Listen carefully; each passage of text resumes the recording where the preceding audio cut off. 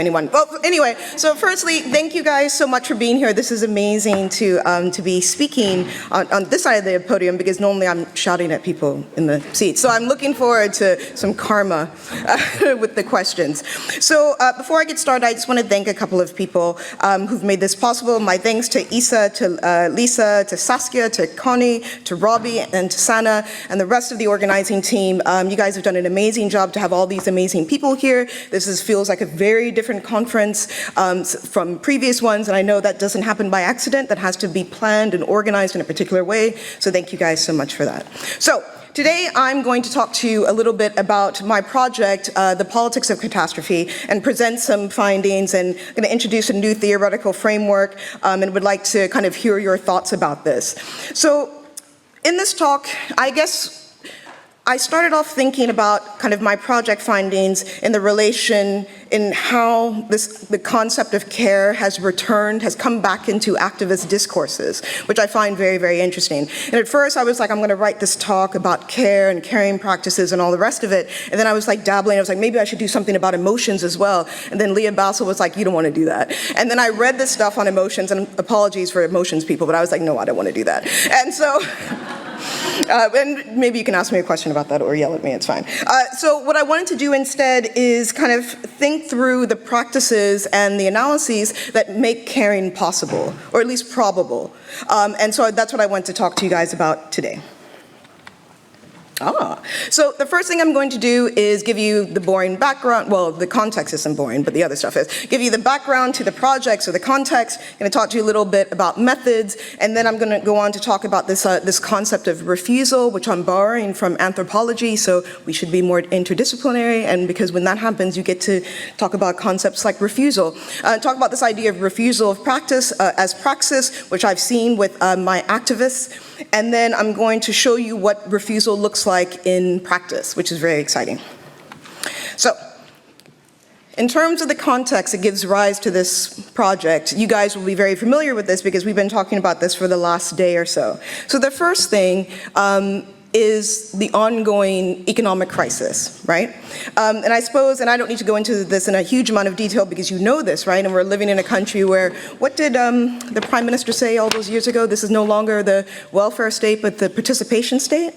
Like, that's bananas. I mean, what is, anyway. So, but I think it's important to kind of bear this in mind. It's now banal. It's not every day to talk about that the state doesn't do things anymore. And that's a crisis. And of course, we should always remember and think about all of these crises and these catastrophes in a broader, in a longer historical framework, right? The idea of the rollback of the social welfare state, of course, is a fundamental undermining and subverting of social citizenship. So this idea that you do not expect much from the state, you do not expect much from your fellow citizens. And that matters in terms of how we think about public space, who gets to participate in public life. You know this, blah, blah, blah. Okay. The next thing is about the policy, the official policy of the European Union to turn the Mediterranean into a graveyard. This is horrifying, and we see this, the United States has joined with the EU of turning the Rio Grande into a graveyard as well, a watery grave for migrants fleeing. And I think this is important to bear in mind because this is bad enough, but then also we have to understand the new horror of the criminalization of humanitarian aid as well. So not only do we scupper boats, we stop people, Salvini in Italy stops boats from docking, not only can the far right raise money to try to scupper humanitarian aid, but then also what we do is for those who try to seek, who leave water in the desert, who try to give aid to folks, these folks, the brave people, are being criminalized. This is a horror. We should understand this. And this is kind of unprecedented. And then finally, and I was talking to, well, I was sorry, the people I was in that panel, I was like, Sarah was like, you need to answer these questions. So I'm quietly answering these questions in a panel. I was like, oh my God. Okay, and so when Sarah was talking about my kind of call to arms about the normalization of the far right, I think that's really important. So of course, in the last European elections, you know, the big sigh of relief that the much predicted breakthrough of the far right didn't happen, great, great, great, whatever. But the point about this, of course, is that the far right has become banal and everyday. right? So, and I think that's what's really interesting. So take the UK context, right? The Brexit Party came first, top during the European elections. This is now going to be a permanent feature of British politics. This is crazy. And yes, we should study it, we should analyze it, but if we treat this as any other phenomenon, then we've lost the plot, folks. So just, we study in order to counter, to undermine, to subvert, not to treat them as if these folks are acting in good faith or not acting for the actual destruction and immiseration of others. So I just think this is important. So given this context, what I wanted to understand is how women of color activists are organizing in the midst of these conjoined catastrophes. So, boring, so boring. But okay, I'll talk to you guys about it. So in terms of methods, what I did was this. Well, firstly, I don't know if she's here, but I invited one of my research assistants, Inez van der Scheer. Is she here, Inez? Put your hand up if you're here. Oh, she's kind of had a rough time in this university, so I'm not surprised. But Inez, shout out, because I think this is being recorded, so shout out because she's a badass and conducted all of the Netherlands-based interviews. So, what we did is we undertook 53 one-to-one interviews with activist women of color activists, and we undertook focus groups in the following countries. We were in London, we were in Amsterdam, and we were in Austin, Texas, and this all took place last year. It feels like a million years ago, but there's a lot happened during this time. Just very briefly about why these contexts. London is in many ways my, control group for the quants people. I apologize. I know I'm using that wrong, but whatever, I'm going to say it anyway. But London is the context I know best. I like to return to it every time I talk about these issues of austerity and catastrophe politics. So it's very interesting and important. And the organizing, the Black feminist organizing that's happening in the space is very interesting. So it's interesting to look at that over time.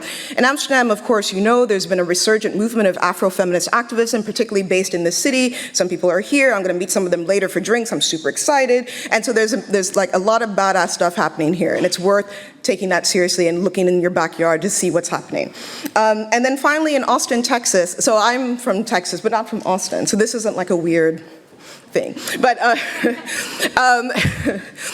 and for Austin, what was very interesting, and to be clear, I'm not going to talk about these findings for this talk, there isn't enough time, but in Austin, what I was really interested in was understanding a context where a lot of hardcore things are happening. So this is the capital, this is the state capital of Texas, and it's also where a lot of activists organize for their work along the border. The border is quite still, about 4 hours away, but this is where activists organize. And what I wanted to do was look at Black feminists and women of color feminist activism in a context where the groups are not as well organized and don't have the same kind of access to resources, both from academics, but then also with each other. So I thought it would be a very interesting kind of contrast, comparison to two other networks that are incredibly well organized in these two cities. So in terms of women of color, I always get asked this question for some reason, but here you go, we're talking about cis and trans women and non-binary folks, mostly femmes, and those who experience processes of racialization and the gender hierarchy. And as I said, what I was particularly interested in is recruiting and speaking to activists who were interested in, who were organizing against austerity, against the far right, and for migrants' rights. All right, now we can get to the fun stuff. Now we've gotten that out of the way. So, as you know, so anyone who kind of knows my work with Leah Bassel, someone put this book up. I promise you I didn't do this, but this is like a helpful prop. I don't know why this is here, but I promise you I did not ask for this, but I'm gonna take advantage of it. So, so this is here. But anyone who knows the work that Leah and I do together on women of color and austerity, but also the work that we do separately, we have said, and you guys have been hearing us say this for literally forever, about why and how women of color are rendered invisible in the European imagination. So we've documented that, and of course we're not the only ones, but oftentimes we feel a little lonely. We feel a little lonely in this space. We shouldn't be the only ones, and yet here we are. Anyway.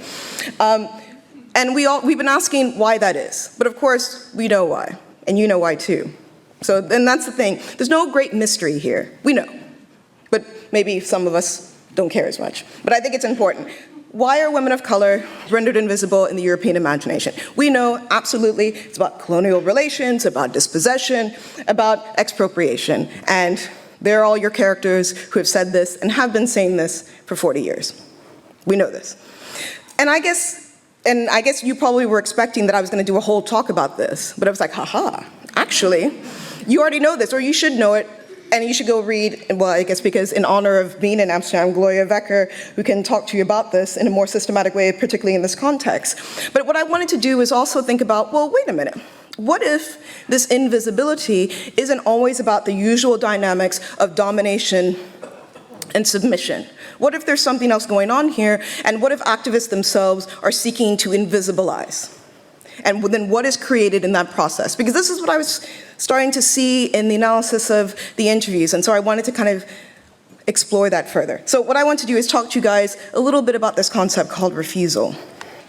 So I borrow this concept from Audra Simpson, who is an anthropologist, and she's an indigenous studies scholar, and she talks about this idea of refusal, particularly in relation to her tribal nation that she's a part of, which is the Mohawk Nation. And she talks about refusal as this. She says, quote, "To claim possibility is to refuse to acquiesce to empire or to crisis or to current political norms. To refuse is to insist on other ways of being political together." And I fell off my chair when I was like, what in the world? Audra Simpson, get it. Because it's incredible. And I'm going to go back and explain this, but I think this famous photo now, which I think should win a Pulitzer, but always makes people angry for some reason, is an incredible example of what refusal is. I'm going to explain this, but it's not just her being an asshole, right? It's also her kind of saying, I'm not going to participate in this charade. And I'm going to remind you of how we got into this situation to begin with. And so, oh, well. Just note the spontaneous applause. You all get money later. Just, it's the whole thing. So anyway, yikes. Right, okay. And so I guess, okay, so what I want to do is talk a little bit about what Audra Simpson means when she talks about refusal. And so when she's talking about refusal, she's talking about a rejection of the politics of as usual. And what she says in particular, which I find fascinating, is she's like, it's about refusing to play the political game. It's refusing to play the political game of modernity and of liberal democracy. Because what she says is this. The only way to assert sovereignty, in her case, she's talking about the Mohawk Nation. The only way to assert sovereignty against the United States is not to accept the relations of settler colonialism demands.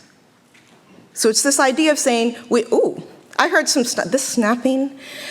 Every time I'm in spaces now where people are like, and I feel it's like from slam poetry, but now it's come everywhere, and I find it very disturbing. But anyway, I love it. But anyway, but I just want to note that because I keep hearing this, and I'm like, what's happening? Okay, anyway.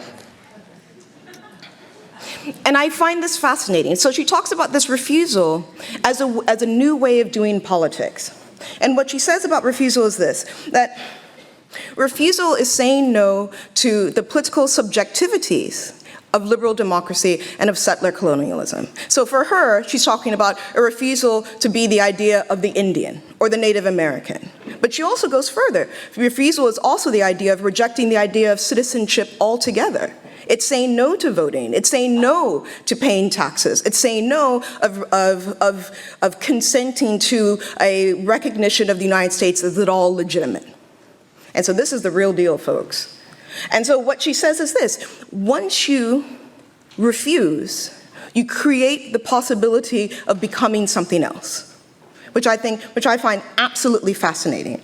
And so McGranahan builds on this idea of refusal, and she has a great paper on what, in terms of how one might theorize refusal. And so McGranahan talks about refusal in a number of different ways, but I've kind of narrowed it down for your sake. And so what she says is this: when one refuses, one is doing a number of different things, and this is why refusal is a praxis. When you refuse, you historicize. And what you say is, it's a revenge of the past. And what you say is this, that I cannot be a citizen or I can't participate on these terms because you're assuming that this is a legitimate process, that there aren't destructive, annihilating politics that underpin our relations. And so to refuse is to bring the past into the present. So it's a looking forward, and it's a looking back as well as a looking forward. You bring the past to the present to say, look, friends, how can you really expect me to engage in any kind of politics when you're on stolen land? So you see the snapping? So, but what it also does is say, when you bring the past into the present, what you do is you create an opportunity to think differently beyond and against modernity. And so it's fascinating stuff. The second thing, and of course all of these are linked, is this idea of subversion. And so when one historicizes, when one refuses, you're historicizing, but what you're also seeking is destruction. You're trying to destroy the institutions that have caused your objection. And so this is some serious business right here, but I think if we're serious about survival, but also thinking about doing politics in a different way, then we can't be romantic about the nature of these institutions. And I should say, again, anyone who does work on on women of color or undocumented folks, all the rest, none of this is new. But now, finally, because I guess folks need to have this like sky written or something, like now that the red hats are coming, then everyone's like, oh, okay, I see what you mean. Maybe this whole liberal democracy thing isn't really working out. So anyway, the third thing is this issue about to refuse is not an individual act. To refuse is to build a political community. It's to build a collective. To refuse together in order you become ungovernable together in order to build a different kind of political community, which I think is fascinating. So refusal is always in dialogue, and I'm going to show you. I didn't realize this was what was happening in the interviews, but then it's very interesting to read refusal into the activists' words themselves. But refusal is always dialogical and always, so it works higher, up and down, but also sideways, which I find fascinating. And then finally, refusal, as I've been saying, it historicizes, but it also moves us into the future.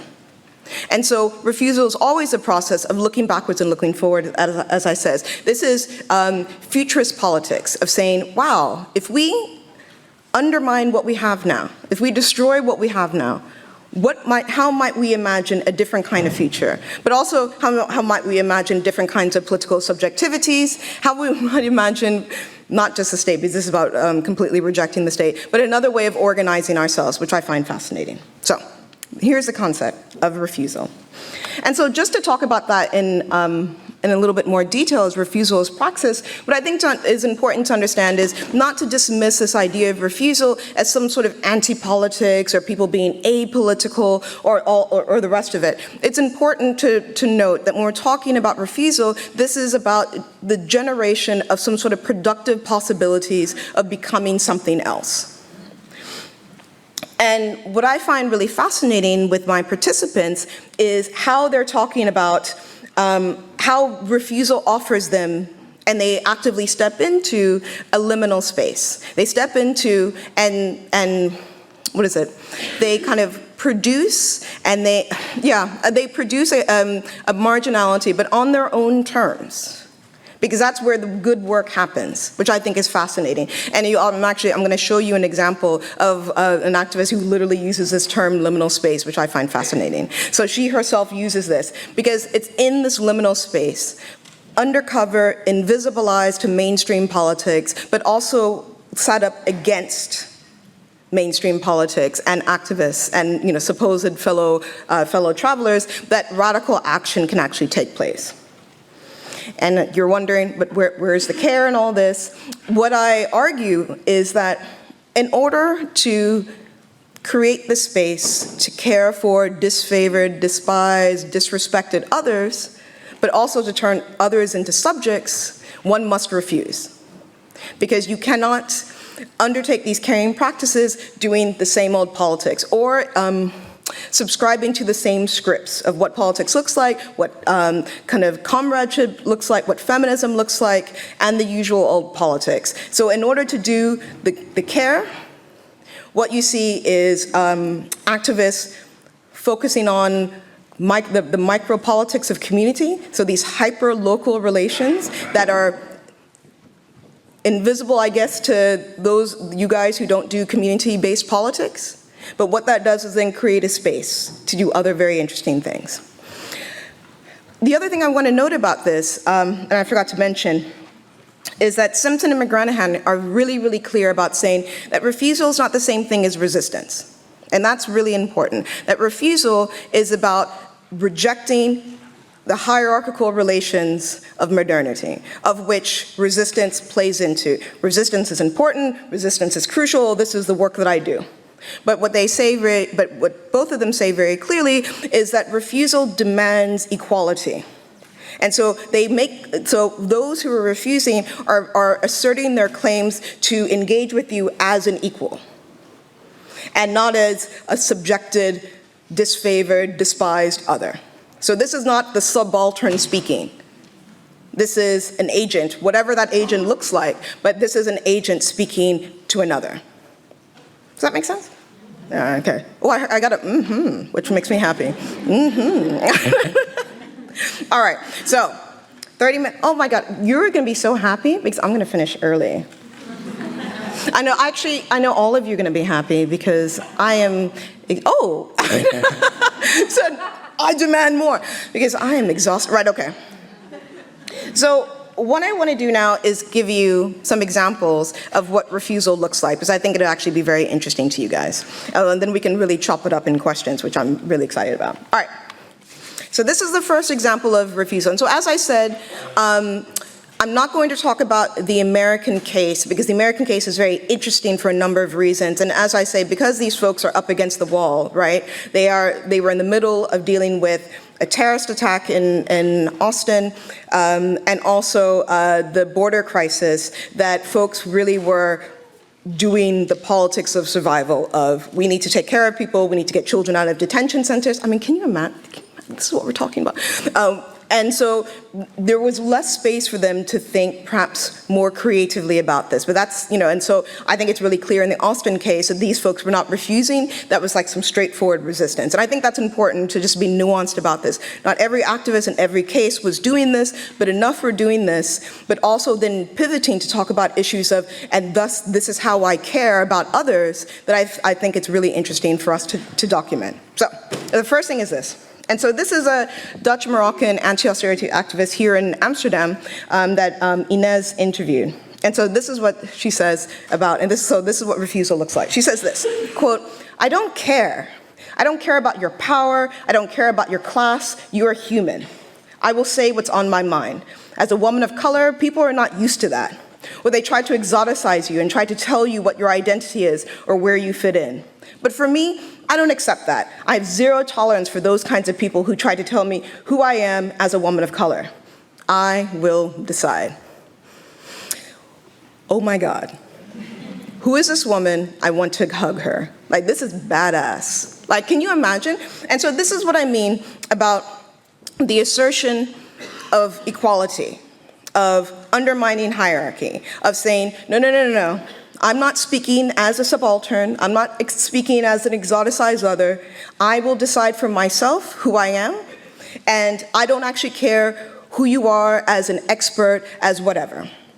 And so in this case, she was talking about an academic colleague who was trying to assert his hilarious academic credentials and expertise. That's just him asserting. Trying to assert some hilarious academic credentials or something. And she was like, you better get the fuck out of here with all this. And I think this is really interesting. And so this is what refusal looks like, of the saying of, you are human, just like me. So you may try to strip me of my humanity. You might treat me as a despised other. I reject that. I refuse that. I will decide who I am, but I will decide how you will see me. And so this is what being not just a disruptive other, this is what refusal is, because the question is, what will she decide to be? That is the question, and I think that's something that I need to follow up with all of my activists who say, I refuse this, so what then do we want to be? So this is the next question, I think. Okay, that's the first one. So another example of what refusal looks like. So this is also an Amsterdam-based activist, and she is a leading figure of the anti-Zwarte Piet movement. So for those, I mean, who doesn't know now, but just in case you don't know, the amazing Dutch, but also Flemish, fascinating enough, but also Spanish, who have hilariously gone under the radar with their old blackface thing, which I find, because what's that guy's name, the king? What's his name? Yes. I don't know, can you imagine, anyway. So this is an activist who seeks, every Christmas, folks put on blackface to be Black Pete and defend it on the basis of innocence and childhood and Dutch traditions. And you're like, I can't believe this is happening. But I also think this is very important because, especially in the Dutch case, where activists, especially Afro-feminist activists, feel betrayed by the radical left, I think these are opportunities. We see why refusal is so much more salient in this context. And especially if you know the activist politics here, and the activist politics in and against this particular university as well, you get it. It makes sense to turn away from the institution, right? It makes sense to create a different kind of space if you're being constantly failed by these institutions, but also shown that not just the institution doesn't care about you, but the institution can never be a space to accommodate your kinds of politics. So I think, which I find fascinating. So this activist says this, which I think is fascinating. She says, quote, "We use left wing and right wing as innocent words. And it's actually about who can eat and who can't eat in this country, who can live and not live in this country. So I don't use left and right. I also think they're hiding words to not talk about things. They're like a mask, so we don't talk about how it really affects people's lives. So the party of Geert Wilders is called the Freedom Party, the PVV. But not understanding that that is freedom that's built on the unfreedom of other people." And so, especially for the Dutch colleagues, of course, the PVV is no longer in the European Parliament. Hooray! That's amazing. But it's been replaced by the Forum for Democracy. Oh, what? No. So what's really important about this activist and what the refusal looks like in this case is this, that she's refusing the binary politics that I think all of us would recognize, right? It's the left wing and the right wing. She's like, you better get out of here with all that because they're both terrible. They both cannot accommodate an Afro-feminist politics. They both are unreliable, absent allies, in this case, in terms of the issue of Zwarte Piet, right? But it's also, she goes on to talk about in great detail that everyone thinks it's about Zwarte Piet, and this is just some basic representational politics. She's like, it's not only about that, it's also about the issue of, well, we don't know it because data can never be collected about this, right? About the disproportionate number of Black and brown people who live in poverty in the Netherlands. It's also about access to education. The Black Piet is the symbol of these gross inequalities that cannot be spoken about, but also cannot be, and thus can never be enacted or taken seriously. And this is the issue. And so in some ways, we shouldn't be surprised that one refuses these politics because either through left or through right, where does this get us? And so this is what's so interesting about refusal. Oh, and the other important point that Audra Simpson reminds us about refusal is always about rejecting the state. It's about saying we can think about our own political subjectivities, we can think differently about what our relational beings are against the state, well, without the state. And I think that's important, and that goes back to the particular issue about sovereignty, which I think is very important to her. And I think what we see here is not asserting sovereignty as indigenous people do in terms of stolen land, but it's also about building sovereignty for the self and for a collective. So it's not the same, but I think we can see echoes here about kind of asserting a new way of being. And part of that asserting is demanding equal relations. Part of this assertion here is to say all of this, remember, if refusal is about a rejecting of these political games and the politics of usual, then it's an uncomfortable rejecting of the usual left-right politics, which I think is very interesting. One more example of what refusal looks like, which is super interesting. So this is a very interesting Dutch-Surinamese activist who does a huge amount of work with undocumented migrant women here in the city. And it's really inspiring work, and it's, yeah, I find her truly incredible. But the work that she does, which is so interesting, so she brings folks together, she cooks with them, she does kind of plays and other kinds of creative work with them, but she's very clear about how and why it's possible for her to do this work. And she talks about it in these terms. She says this, quote, "I stay as far away as possible from the government." You're like, that's right, girl. So that is why I call it a kind of invisible activism. I believe very much in operating in a liminal space. That creates a lot of possibilities, whereas as soon as my activism is out in the open and everyone knows what I'm doing, I fear the worst for these undocumented women. By keeping it very low-key, it's possible to get a lot of things done. Liminality creates a kind of discomfort, but with that discomfort, something happens, which is that white people become completely silent, and that silence actually creates a window, creating a window for those voices that are always silenced by the dominant culture. And so, there's not much explaining that needs to happen with this quote, right? So she kind of says it all, and I think I was saying to some of the PhD students yesterday, I was like, when you're interviewing someone and they say exactly, you're like, oh, yes, yes. That's what this was. Again, falling off the chair when I saw this transcript. And I think what's so interesting about what this activist is doing is this idea of invisible activism. So for our project, Leah and I, on our Women of Color and Austerity project, we also met another woman of color who was also doing radical work with undocumented women, and she was also doing this in an invisible space. And I find it fascinating that, almost 10 years later, but still working with the same groups, we see the same kind of practices taking place, right? That in order to actually do something, get things done, you cannot be seen. And what's very interesting, especially in the Dutch context, where a number of activists who are working with undocumented said the same thing again and again, that there is a lot of crisis support that's taking place for undocumented women. But with a lot of that crisis support comes a huge amount of white saviorism. And she said again and again, because it reinserts, we're going to help you, but only if you were the victim, if only you were voiceless, if only we can act upon you. And she says, in order to get out of that space, I might work with fewer resources, but I'm going to do it on the terms that the women decide. And thus refusing the space. Not just refusing white saviorism, but it's actually refusing the entire apparatus of supporting undocumented women. She's talking about not just the mainstream service providers, she's also talking about those kind of revolutionary white folks who are, working with undocumented folks in squats and all the rest, and running solidarity kitchens. She's talking about a whole range of people who demand others' silence.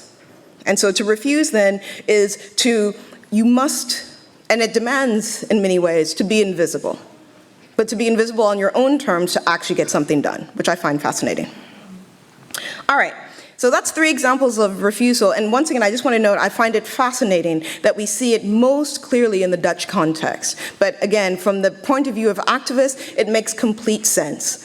What a mess this is. So it was actually quite interesting listening to the rector. I won't say anything, but she was like, this is a city that's built on diversity. I was like, oh, really? I have some people who might say otherwise. She won't be happy, but what can you say? All right. Yeah, no, Leah and I were like, all right. So, as I was saying before, I'm going to show you now if refusal is possibility, if refusal is a collective process, if refusal is a process of bringing history into the present, but also imagining new futures, and thus claiming possibility, I'm going to show you what that looks like. And surprisingly, all of these possibilities take place in the UK for whatever reason. I don't know why, but maybe we can talk about that. There's actually some very interesting stuff happening. So this woman this activist is an anti-deportations activist, and she's very interesting because she's really on the front lines, especially in East London, where there are a number of movable borders that take place. So the police are on the streets and scooping up people in immigration raids. So she's part of a telephone chain, a text chain, and a tweet chain to let people know what's happening. So she's on the front lines of trying to stop people from literally being snatched off the street, put in detention, and then deported. I mean, this is, so because I know there's gonna be a question about, oh, you're rejecting liberal democracy, but what does that unleash? I was like, liberal democracy for who, mate? So this is, so anyway. So this is what claiming possibility looks like. Quote, the ways in which we're caring for each other, that's radical. What is central to basically how I frame all of my politics is I know the things that I do are because I have this sense of care for the people around me. I know I'm conditioned in a particular way because I'm a woman of color. My starting point isn't like studying Marxism or whatever. I love that part. But I have a compulsion to a total mothering sense of wanting to protect people, right? But then how does that feed into sharing radical politics and looking after each other and making sure that we can continue to undo the power of state institutions? And so this is the real deal here, folks. But you see how she must refuse. She must refuse all the fancy theory of Marxism. And she's a university graduate. I think she studied politics. And so she knows her stuff. She was like, blah, blah, Silvia Federici, blah, blah, Marxism, all this kind of stuff. But what she says is, what does that mean to the folks getting detained, scooped up, detained, and deported, right? What does any of that mean? And how is that at all a great way of describing what is happening? And so in order to refuse, in order to care about each other, because I think this is really interesting and important, you see how this care operates in this space, that in order to care, one must refuse these kind of the fancy theory that seeks to tell her, especially because she's working with kind of a range of anti-fascist and anarchist groups, right? Who kind of want to tell her, this is what's happening to the people you're working with. Here's the explanation for what's happening. Class, not race, right? All this kind of business. And forget about gender. What she says is, in order to care for others, I have to both reject the state, but also reject all those things that we think are also rejecting the state, right? One has to refuse, which I find fascinating. And I will say for her, she's very ambivalent about this, right? Because she's very clear about saying, oh, because I'm a woman, people expect me to care, people expect me to mother, and she feels incredibly ambivalent about that, right? But if we're serious about building the new world, then it's not just about being kind to each other, right? It's about saying, what are the ways in which we can look after each other where people can actually survive? So Marxism doesn't get you very far in terms of ensuring that the people you love and the people you're advocating for aren't deported, right? And so part of that process is, and she's kind of tried to make that connection, which I think is interesting and important. All right, show you another example of what claiming possibility looks like. So this is an anti-austerity activist, and so I'm surprised, I had the honor and the privilege of interviewing a range of activists who, in London, in the summer of 2018, occupied a large former women's prison in the north of London. So they broke into the prison, created like this diversion, broke into the prison, and occupied it for a couple of days, in which they flung open the doors of the prison, and then the local community, because this prison is located in an area, a very busy area of North London, and then put on a series of community events. There was like banner making, like a bike fix thing. I was like, that's actually really practical. They're like, damn right. Like there was like a gardening club. There was all this cool stuff happening. So talk about creating possibility, right? And claiming possibility. And I suppose what's really interesting about all of those activists that I managed to interview with regards to occupying this space were very clear about saying, we know that we're only occupying for this very short period of time. This can only be a temporary state. We know this. But in this short period of time, we're going to gaze into the future of this is what one possible way of relating to each other might be, which I find fascinating. So this is what she said. She said, we know that those things that we're struggling against are realistically not going to end in our lifetime. So how do we make sure that people can survive? Limiting harm does mean destroying most of the systems around us. Like that plays out in quite a radical way. But I think my core belief is looking after people, protecting them from harm, and not wanting them to be destroyed by the things that are very intent and very good at destroying exactly those people. So And I suppose this is what's really interesting about this is what radical politics looks like, but disappears in mainstream political science and also gender and politics, right? That this kind of focus on the hyper-local, on those intimate, caring relations, but also naming that as a public politics that might be invisible to you, but it's invisible to you on purpose, right? I think that's really important to understand this claiming of possibility, right? And so the occupying of this space, but also understanding they knew going in that it was going to be a temporary space, it was temporary time, moment in time. But it was a possibility of saying, can we be something else to each other in this short period of time, which I find fascinating. Okay. Lisa's on our way. There she goes. I know, it's fine. No, it's fine. I don't know, why am I calling attention to it? It's what I do. All right. All right. So final slide for this. Oh, it's actually perfect. I have 10 minutes left, and I'm going to finish a little early for the sake of all of you. All right. And so the final slide, so this is another activist who was also occupying this prison I was talking to you about. And I'm gonna read this quote, and then I'm gonna tell you another story that was too complicated to fit on a PowerPoint slide about this, so you kind of understand this in context. She says this, quote, like, how radical is it to be in community in this world where no one wants us to have a nice time and enjoy things? For us to be able to get together without any of these middle-class white people and have an amazing time with art that's created and like telling our stories. Like, that's a really radical thing to even create that space. It comes back down to we are more concerned about survival than this longer-term idealized, I don't know, communist, socialist, whatever society. She lit folks up in that. It's incredible. I love this. And so she's an incredible activist for a number of different reasons. So she's part of a broader activist group, and the women of color in this activist group are kind of really concerned about their relationships with revolutionary white women. They're like, they're with us, they're doing their thing, it's badass, but we're concerned about survival for ourselves, for our families, for our community. And so the things that we think are radical, so what she wanted to do is this. She talks about how women of color in this network want to organize these community baby showers. So going to their communities, so these are kind of poor, working class, diverse communities, and organize community baby showers for single mothers, teen mothers, all the rest of it. Because they're like, no one does that for these guys. No one thinks that's important. We all take that kind of thing for granted, right? And just think that's part of some sort of enduring, boring thing that you have to do where you're like, let me watch you open these presents. No shade, Orly, by the way. So that's fun. And the women in the revolutionary white women in the network are like, you want to do a baby shower? Why would, that's not socialist. You know, that's not going to lead to the new society. And this activist was like, well, in the meantime, folks gotta eat.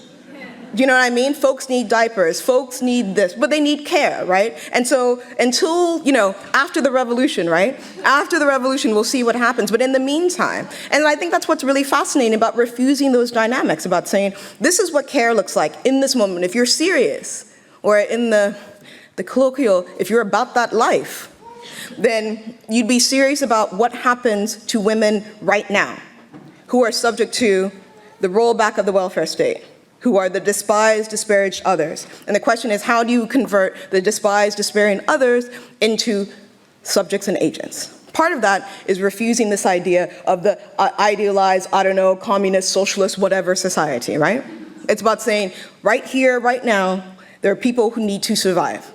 And either you're with them or you're not. All right. I'm going to finish with just a quick conclusion.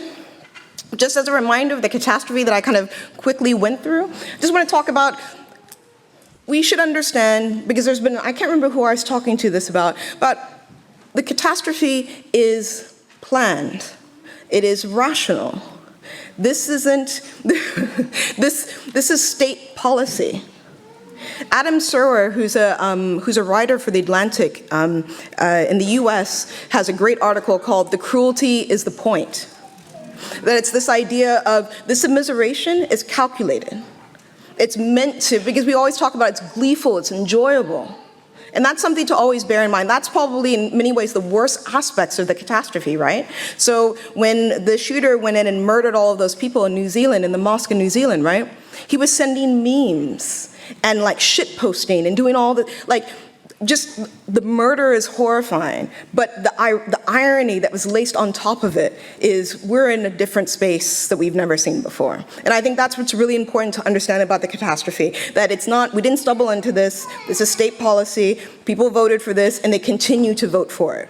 And it's gleeful, people enjoy it, they want it to happen, it's a spectacle. And I think that's important. And that's laced with and intertwined with the deafening silences of supposed comrades. Again and again. Women of color have been saying this for 40 years, but I'm saying again. Again and again, we see folks who should be standing shoulder to shoulder say, oh, it's free speech. Oh, but when you say whiteness, doesn't that mean you're excluding white people? It's like, you need to pick up a book. So like, this is like, so it's one of these things where this is what I'm talking about. Thank you.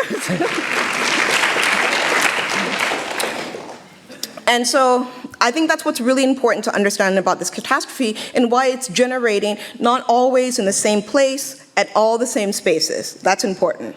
But I'm picking up on something, and Leah and I are working on a project now, and I'm interested to see whether we're going to see the similar effects. But given the gleeful immiseration of others, we should understand why people are refusing and why they're opting out, why they're choosing to be invisible. I mean, they're invisible anyway, right? So might as well be invisible on your own terms and actually get shit done. So that's the thing. But I think what's really important to that is to always link that to these fragile, precarious, new social relations of care, like new and old, right? Okay, because I know the introduction to Fiona Mackay was like, she's been talking about care for whatever. And it's like, so no one is saying this is new. But what I'm saying is, what's important, and to name this fundamentally as political for those of you in social movement studies and activism and all the rest of it, is to take this seriously. And it isn't necessarily clear to me this is always happening as clear as possible. And just to kind of finish with this idea that for many of the activists, not all the activists I talk to, but for I think those who are doing the most interesting work, is that these invisible spaces, being invisible, is a way to become ungovernable. And so Audra Simpson talks about this idea about refusal is also about being uncomfortable and putting you in a, she talks about how she's put in a particular position as a researcher, where she actually talks about in this wonderful book about refusal that she has, that she actually won't talk about the internal politics of the Mohawk Nation, because she doesn't want to be a snitch. And so I think that, and so I'm a little ambivalent about what I've even presented to you in many ways, right? Because it's like, oh, the cat's out of the bag. You guys are going to slide up going, I hear that you're refusing. So, but I think this is important. I think it creates a lot of ethical dilemmas for us, for those activists who want to opt out in order to get things done. By shining a light on it, are we undermining their activism? I don't know. Maybe that's what's happening to me, so I don't know. But anyway, I will leave you with that and just say thank you very much. Cheers.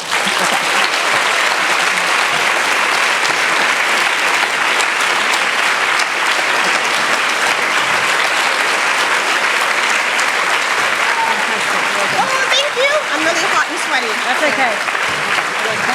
I know. I was like, no, I'm a wetback. Oh no, that's why. That's very nice. I love you. Oh no, this is like the shame. Now you can just cry. Yeah. Oh my God. Oh, Liz. Oh wow. No. Oh my God. Wow, that was very nice.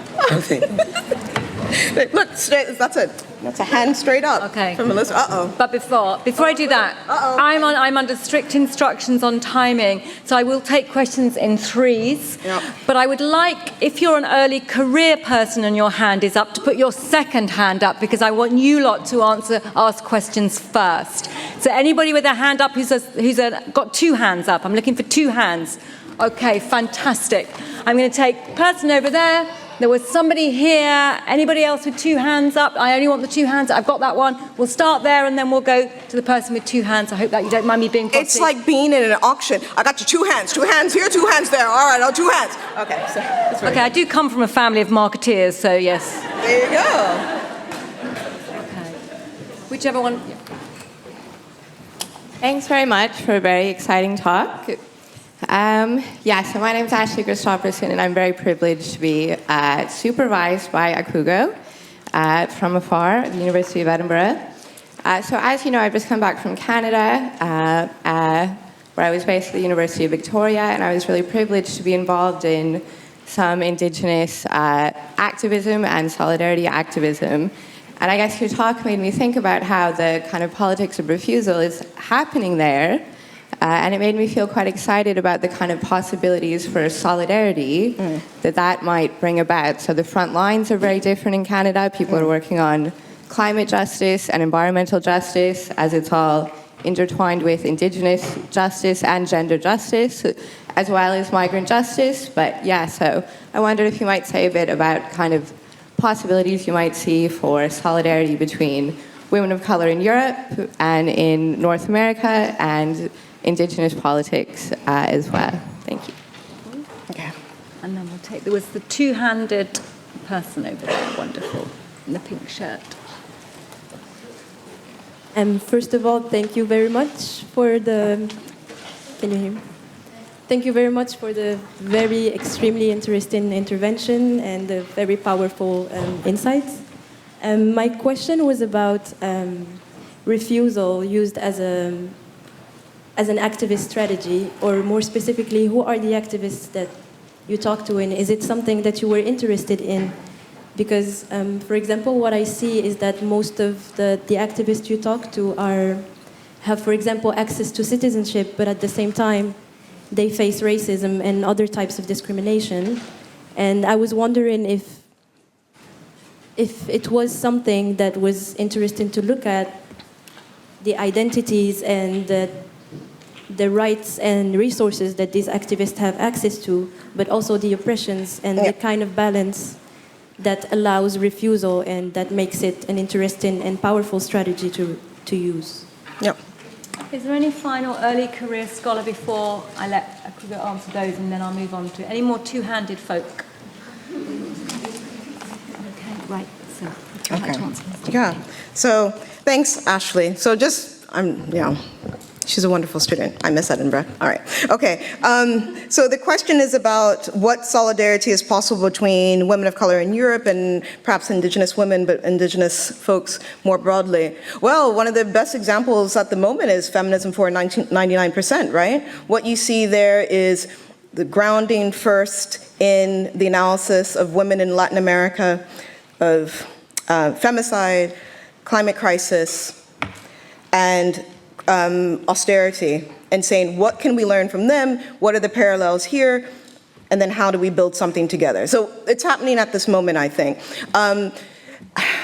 Distance is something, but then also the scale is slightly different. So what I was saying before about how Audra Simpson couldn't have been clear about saying this is a way of reasserting sovereignty against a settler colonial state, that you refuse everything, all of those dynamics that come with being invaded and then murdered and then all the rest of it, right? And so in some ways, there already is, and this is a long tradition of activist women in solidarity with each other, because there's from the 70s and 80s, right? We talk about kind of the Third World Women's Project, right? So this is picking up on long-standing issues, and there's actually a colleague, one of our colleagues, Alex Kelbert, is involved in a project at the moment who is building links between Afro-feminist activists across Europe, in the Caribbean, in Latin America, and United States and Canada. And so we'll talk more, I'll tell you more about it, because it's amazing. And so I think people are trying to do this, but I think distance matters, but also scale matters. And so when you're kind of asserting sovereignty against institutions that want to deport and deprive you, then that's a slightly different kind of thing, especially if you've echoing this question, if you have citizenship status, right? And so part of that citizenship gives you access and entree to spaces that other people might not. If you're working with people who are refusing the citizenship process and privileges altogether, then there's a question here of how one meets. But I think one meets by saying this is part of a colonial process, right? Of the invention of race, the invention of gender, the imposition of the gender binary on groups. I think all of this is part of a process kind of thing. So I think those conversations are happening. It's super interesting. But there is a trick here about scale. So, no. So jihad, yes. So I suppose what's really important about, especially in a European context, is for all of these countries, most countries don't have birthright citizenship. And so I think that's actually very important to understand. But also citizenship means very little to many of these women. So they might in many ways have kind of the formal aspects of citizenship because they can vote and don't fear being deported and all the rest of it. But your Black feminist theory and your women of color theory. It's like, what is citizenship under this context, right? If you're more likely to be living in poverty, can you exercise your rights? If you kind of think more broadly about what citizenship really means to those who are constructed as disfavored others, you kind of go, this isn't great. But in particular, the activists, thank you. This activist is this one here is very clear about using her citizenship status in order to maneuver into spaces.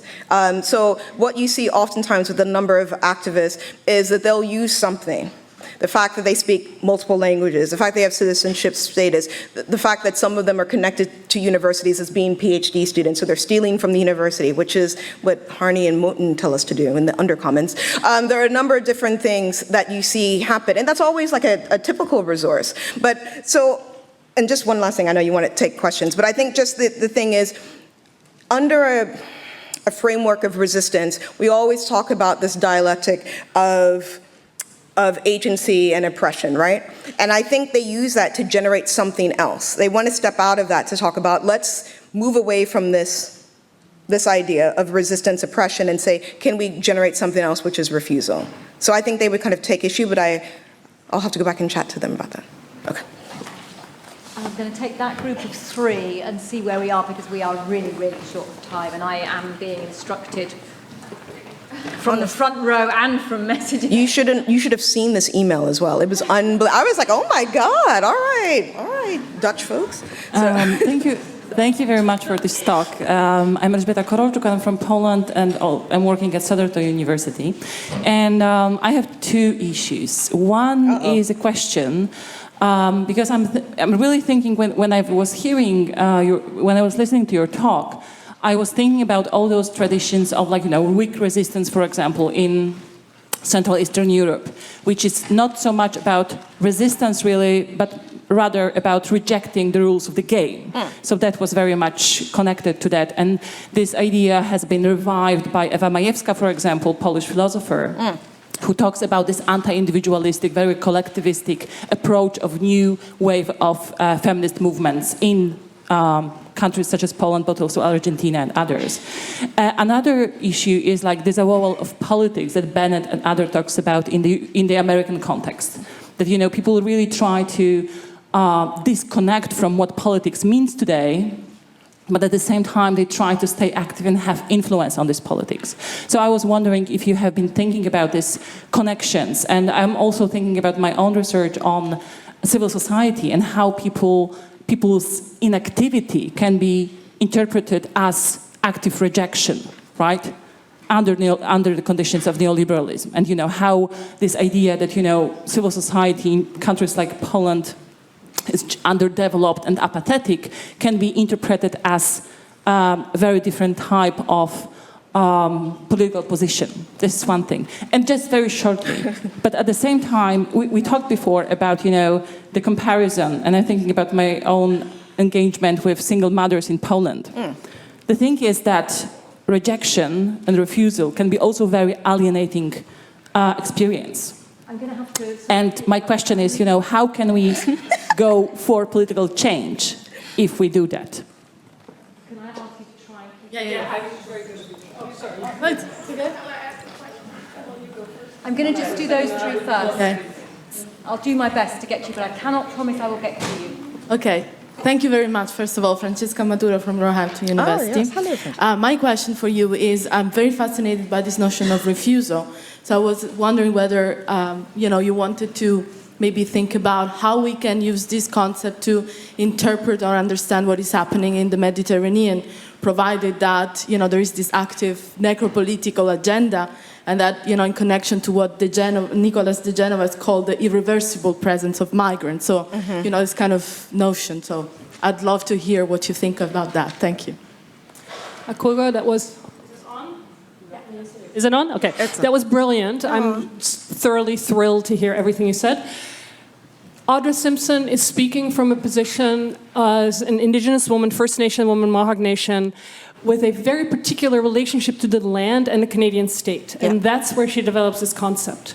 And I want to hear your thoughts about translating that and still honoring her positionality and her history and that struggle into the place of the European position of the European other and how that translates and what the connection to land is. Over to you for this. Oh, okay. Okay.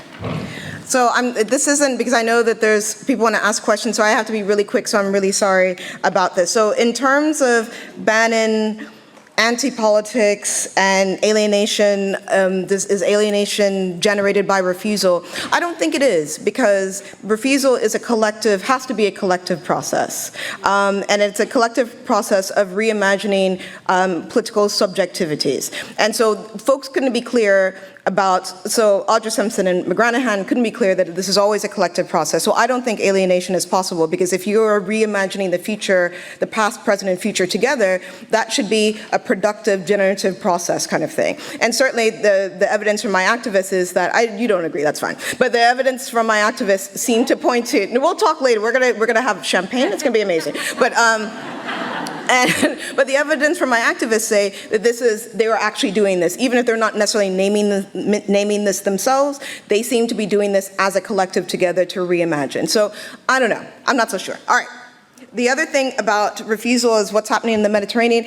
I'm hoping this is the case. For the activists I was working with, they were not working, obviously, with folks crossing the Mediterranean, but I think it is a very helpful concept of trying to understand what's happening. But I actually do think much of what's happening there is straightforward, hardcore resistance, which is rightly so, kind of thing. And this issue about, Anna, this is going to take longer than what we have time for. I know, that's the ultimate cop-out.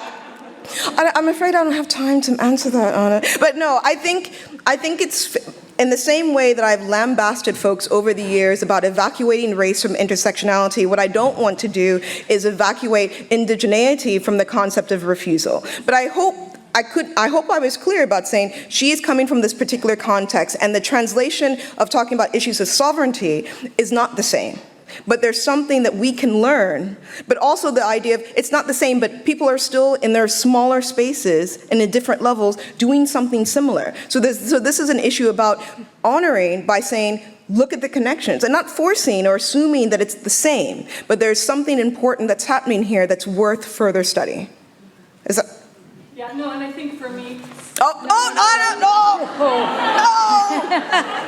There will be no deliberation and debate.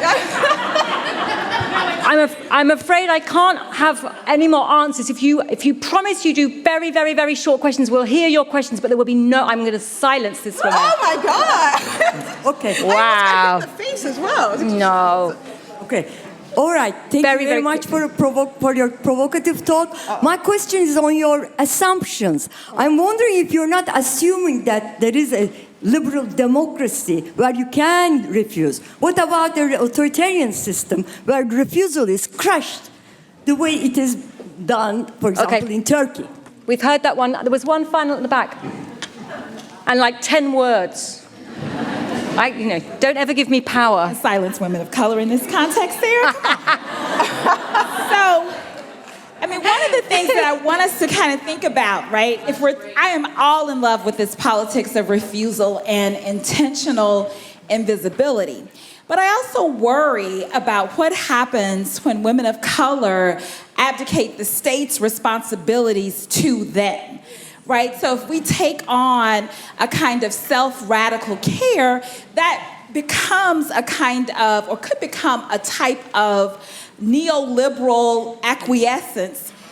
And I just really want to hear your comments back. This is something I struggle about because I am in solidarity with those approaches, but I still think the state in particular owes women of color. So the state doesn't think so, though. That's the point. Right, So, but I know so no I have answer to for hold that. you But yeah, I know. I'm sorry. Can't be silenced. Come on. We'll talk. Come find me. Ooh. You're She might refuse me, but she is not going to refuse Isabel Engeli when she comes in the room, right? I don't have that much power. There are drinks, there are moments to mingle, there are moments, masses of moments for us to debate. Thank you so much for a fabulous talk.